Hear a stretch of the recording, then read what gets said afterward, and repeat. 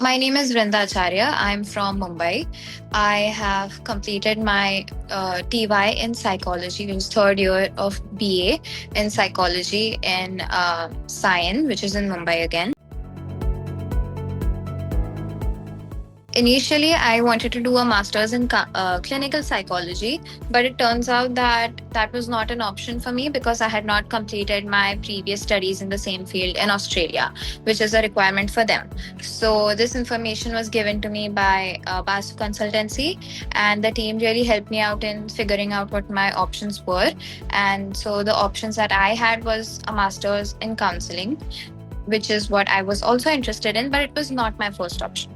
So we went ahead with that.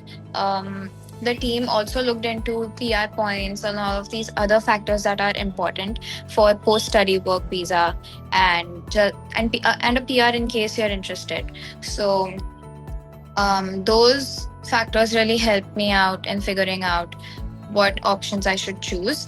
I went ahead with a few universities that were in Melbourne because I was sure that I was only going to study in either Melbourne or Sydney. So that was another criteria that I had. So because of these reasons, I chose the universities that I chose, and this program in particular because that was the option I had. I am really interested in psychology and I wanted to pursue my master's. So, for that reason, I was looking for countries that could potentially be the options for pursuing my master's. And Australia really stood out to me because it has really good laws and safety and all of those other factors that are very important apart from education, of course. Those really stood out to me, and my sister is also there. Initially, I was trying for US, but turns out the socio-economic situation in the US is not very stable. Australia is a much more stable country, which is very important when you're investing so much money, so much time into education and you're going abroad. It is a risk and it is an investment. It's a risky investment. So I didn't want to be in a situation where I couldn't figure out if I was going to be in the same country the next month. And so that way, Australia was a clear-cut choice between US and Australia. And secondly, my sister also resides there. So that would have been a huge helping hand. So for those reasons and just overall stability in terms of daily wages and safety, all of those other factors included, Australia was the best choice for me. I had applied to Deakin. I had applied to Western Sydney, and there were a few other universities that were recommended to me, but because these were the only two options that were in Melbourne and Sydney, I went ahead with only these two, and I got an offer letter from Deakin, and I got an interview selection round offer from Western Sydney. But Deakin had a much better course. It was much more diverse. And so after my master's, I could have various options from which I could choose to specialize in and to explore. And so the Western Sydney course in particular for a master's in counselling was a little less diverse. So that's why. So what happened was, at every stage in the process, I was consistently doing my own research because I have seen students whose profile or whose education, future education was completely ruined because the agency had made a mistake. So from the get-go, I was very sure that I was put into safe hands because my sister knows BASU Consultancy personally, and she guaranteed me that even if there wasn't a personal connection, the agency by itself is very good. You can speak to the university representatives directly. So I did that. I used to also email the representatives by the email ID put on their website, on the university's official website. So I did that. So that was direct consultation, then indirect through IDP fairs, and then there were these other agencies that were also into the picture.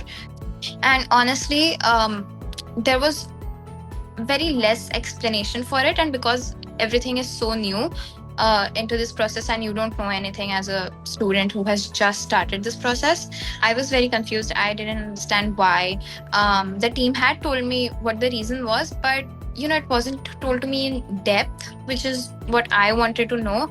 So what I did was I started looking out for it on my own. So what happened was that these other agencies were telling me that yeah, it's possible, and then I was looking out for it, looking for the options that they were telling me, and then a week later they would say, oh, it's not possible. So everything was coming back to what Basu Consultancy had guided me. So not only was I sure that what they are guiding me is right, but I wanted to be sure personally, because what if just in case they are not? I didn't want to remove that option completely because I have been told no. So I definitely did a lot of my own research. I watched a lot of YouTube videos. Oh, I also directly contacted people who have done clinical psychology from as international students on LinkedIn. So I was texting them, mailing them. I was doing it all. So yeah, at the end, what Basu consultants had guided me for, that was the correct guidance. So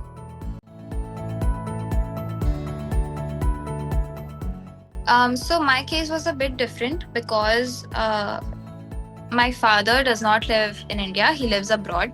So there was only a particular time period during which we could get the bank work done, because there you need the signature of your sponsors and all of this other documentation for which you need the sponsor present. So that was already discussed with the team, that I can only figure out the bank work during these 2 months. And so the major challenges that I faced were with the bank. So I did not get the best guidance from the bank, and my loan process had been delayed by over a month. So because of that, I was facing a lot of problems in terms of timeline and everything. That was definitely a major issue. And secondly, what it was that the list that was given to me for these are the documents that you need, that was not given to me like in like one list.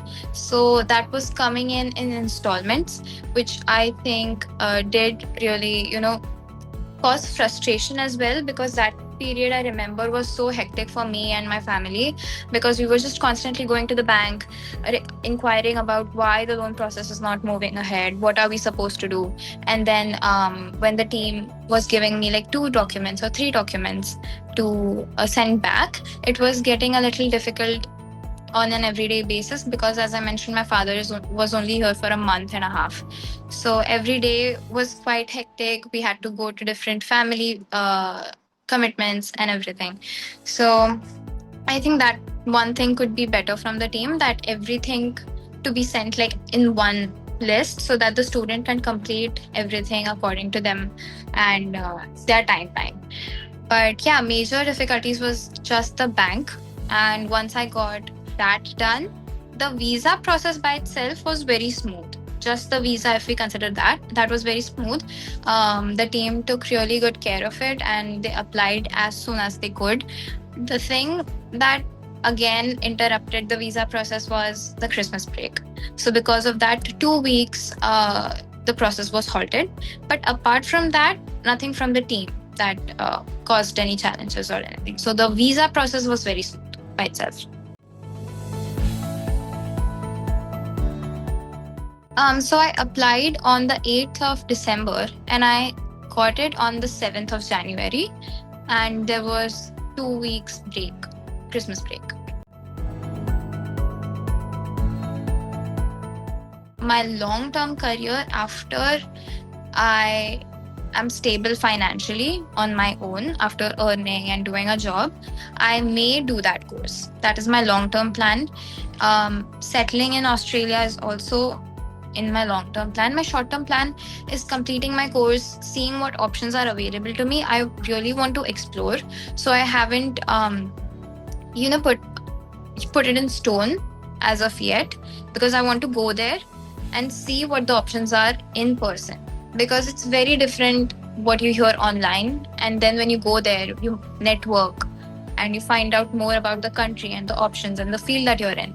You get to know more about the explorations. So the short term plan for right now is to explore, and the long term plan is to do another course if the situation permits. Thank you.